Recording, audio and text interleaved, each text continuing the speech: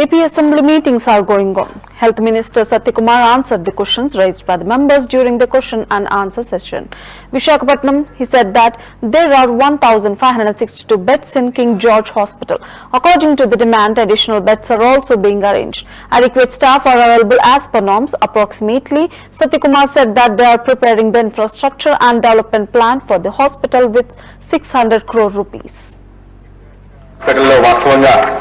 2300 పడకల అవసరం ఉండగా కేవలం 1050 పడకలు మాత్రమే మంజూరు చేసిన విషయం వాస్తవమేనా అని అడిగారు వారు.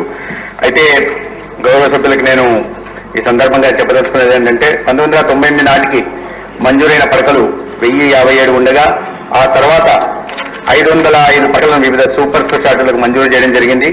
ఈ రోజు నాటికి కింగ్ జార్జ్ ఆసుపత్రిలో మొత్తం మంజూరైన పడకలు 1162 ఉన్నాయి అధ్యక్ష. అదేవిధంగా వారు సరిపడా పడకలు లేకపోవడం వల్ల రోగులు అనేక ఇబ్బందులు పడుతున్నారనే విషయం ప్రభుత్వం దృష్టికి వచ్చిందా అని అడిగారు. అయితే శాంక్షన్ స్ట్రెంత్ 1562 ఉండగా కింగ్ జార్జ్ హాస్పిటల్లో ఫంక్షనల్ బెడ్స్ 2000 ఉన్నాయి అధ్యక్ష. అందుకే ఇన్ పేషెంట్లు ఎక్కువగా ఉన్న సమయంలో డిమాండ్కు అనుగుణంగా అదనపు పడకలు కూడా అందించబడుతున్నాయి అధ్యక్ష. అయితే వారు రోజుకు 2300 మంది పేషెంట్స్ వస్తున్నారనే విషయం అడిగారు. అయితే సగటున ప్రతిరోజు 1464 ఇన్ పేషెంట్లకు వైద్య సేవలు అక్కడ అందించబడుతున్నాయి. కాబట్టి అక్కడ ప్రస్తుతం ఉన్న బెడ్లు అయితే ఉన్నాయో అవి డిమాండ్కి సరిపడా ఉన్నాయని తెలియజేస్తున్నాను అధ్యక్ష. తర్వాత MNC నిబంధనల ప్రకారం తగినంత సంఖ్యలో స్టాఫ్ నర్సులు లేరన్న విషయం ప్రభుత్వ దృష్టికి తేవడం వచ్చిందా అని అడిగారు.